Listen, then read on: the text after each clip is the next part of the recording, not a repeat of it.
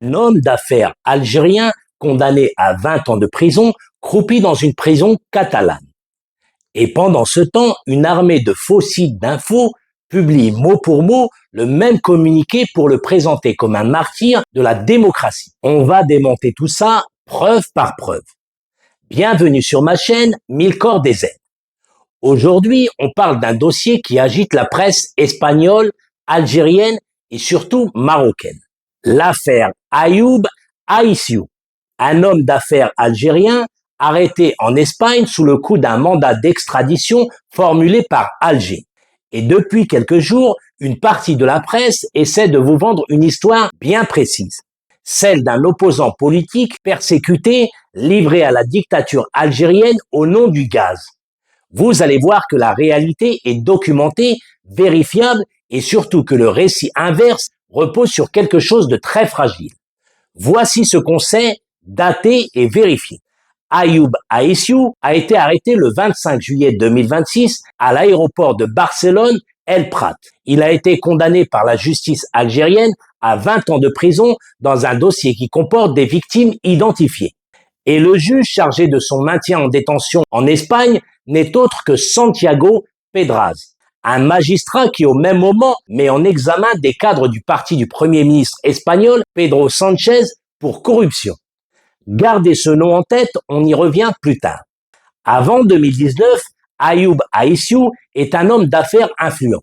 Il aurait démarré au début des années 2000 dans la vente de brochettes avant de bâtir un conglomérat dans l'immobilier et l'agroalimentaire.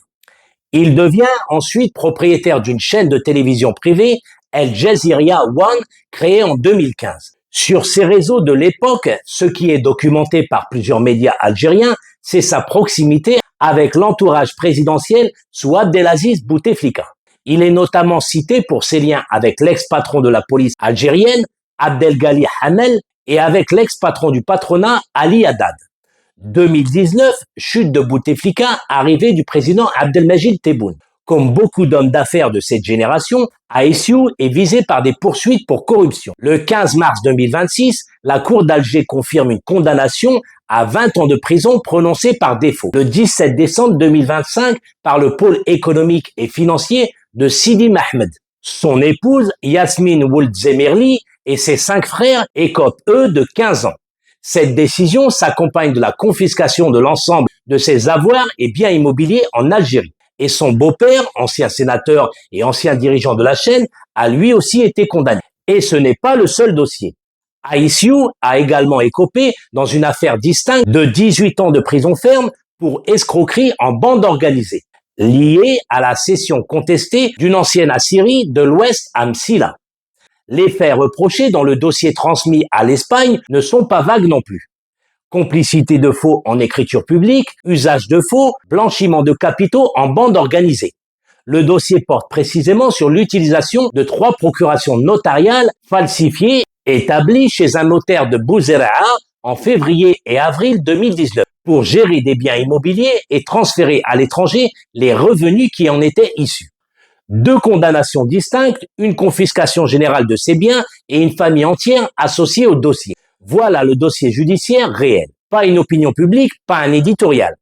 Depuis 2019, Aïssiou vit en France où il a obtenu le statut de demandeur d'asile. Selon des proches cités par la presse espagnole, il aurait été averti environ 7 mois avant son arrestation par les services de police français que sa sécurité ne pouvait plus être garantie sur le territoire français. Cette mise en garde l'aurait poussé à rejoindre sa famille installée à Miami Platja en Catalogne.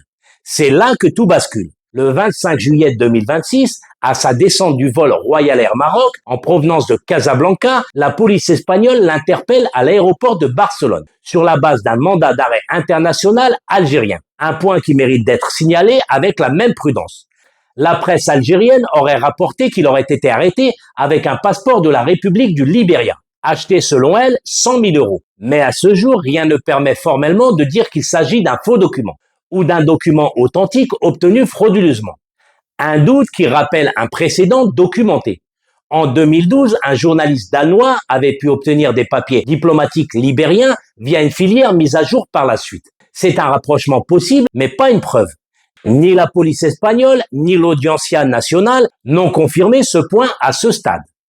Si ce type d'enquête factuelle et sourcée vous intéresse, abonnez-vous à la chaîne, c'est gratuit et ça m'aide énormément à faire vivre ce format quotidien. Maintenant, entrons dans le dur.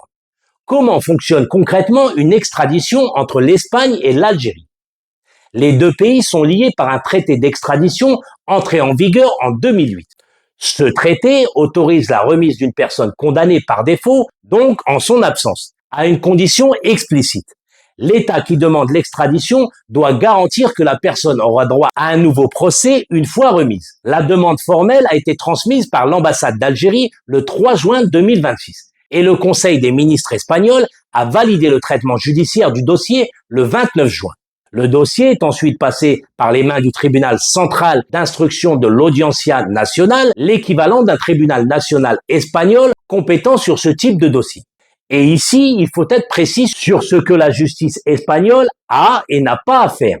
Elle n'a pas à juger si Aïssiou est coupable ou innocent, elle doit simplement vérifier la régularité de la demande, la double incrimination des faits, le respect des droits fondamentaux et la solidité des garanties offertes par Alger. Le tribunal dispose d'un délai légal de 40 jours pour rendre une première décision. Et à l'heure où je vous parle, cette décision n'est pas encore tombée.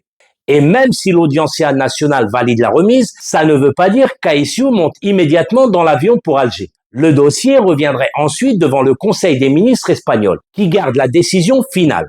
2 filtres, pas un seul. Et c'est là que le récit de certains médias s'effondre. Le 27 janvier 2026, l'Audiencia nationale a refusé d'extrader un autre Algérien réclamé par Alger, l'ancien sénateur Abdelkader Djedia. Justement parce que sa défense avait invoqué une dimension politique jugée crédible par les juges. Un précédent tout récent dans le même tribunal, sur le même type de demande. Donc non, l'Espagne n'est pas une chambre d'enregistrement automatique des demandes algériennes. Elle en a déjà rejeté une quelques mois plus tôt. Sauf que le dossier d'Aïssiou présente une différence de taille avec ce précédent. Contrairement à Abdelkader Djedia, qui exerce un mandat public, Aïssiou n'en a jamais exercé aucun et son dossier comporte des parties civiles identifiées, c'est-à-dire des victimes précises dans l'affaire de faux et de blanchiment.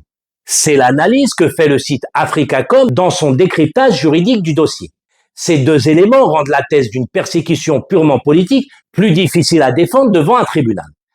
Parlons maintenant du magistrat en charge du dossier de détention d'Aïssiou.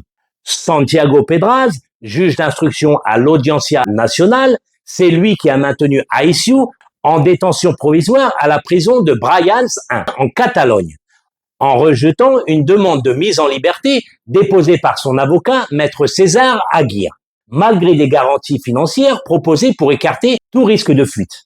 Or, ce même juge est au même moment au cœur d'un autre dossier explosif en Espagne. Une enquête sur un système présumé de commission illicite au sein d'entreprises publiques où il a mis en examen 25 personnes, dont Santos Cerdán, l'ex-secrétaire à l'organisation du Parti socialiste espagnol, le PSOE, le parti du Premier ministre Pedro Sánchez. Pedraz a également signé une décision pointant l'existence présumée d'un système organisé pour déstabiliser les procédures judiciaires visant le PSOE.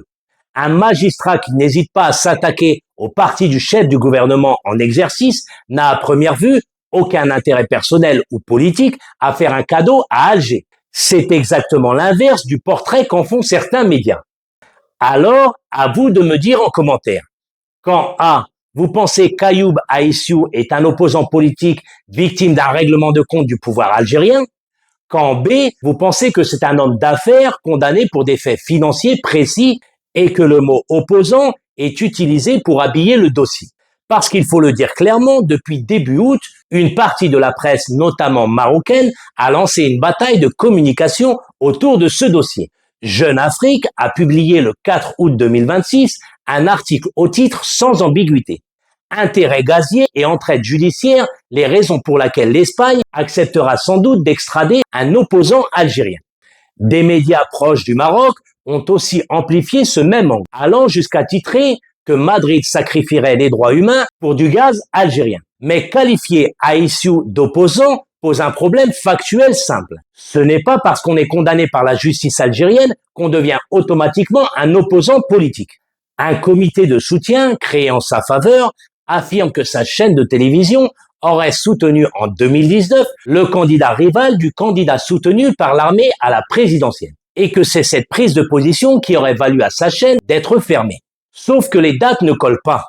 Al Jazeera One n'a pas été fermée juste après l'élection de décembre 2019. Sa fermeture définitive date du 23 août 2021, près de 2 ans plus tard, et le régulateur algérien de l'audiovisuel a invoqué à l'époque des motifs précis. Non-respect des conditions de sécurité publique et un actionnaire ayant enfreint la loi interdisant de détenir des parts dans plus d'une chaîne, en plus des mandats d'arrêt déjà émis contre les frères propriétaires.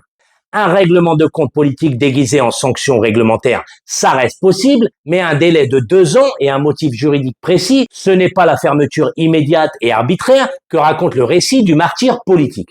Autre chose que j'ai vérifié, aucune organisation de défense de la liberté de la presse reconnue à l'international, ni Reporters sans frontières, ni Amnesty International ne s'est à ce jour saisi publiquement du cas Aïssiou. Le narratif du journaliste martyr repose donc pour l'instant uniquement sur le comité de soutien qu'il a lui-même mis en place. Et maintenant, la partie que je voulais vraiment vous montrer. La presse algérienne elle-même titre cette semaine que ce rapprochement judiciaire algéro-espagnol effraie le Marzen.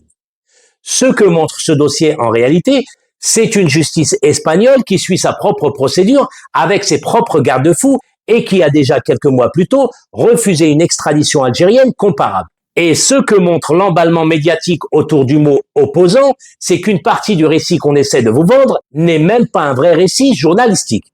C'est un copier-coller déguisé en pluralité de sources sur un fond de rapprochement algéro-espagnol qui dérange bien au-delà d'Alger. Alors, je vous repose la question. Quand A, victime politique, quand B, dossier financier. Demain, on aborde un autre sujet, une autre histoire qui nous apprend encore un peu plus sur l'Algérie.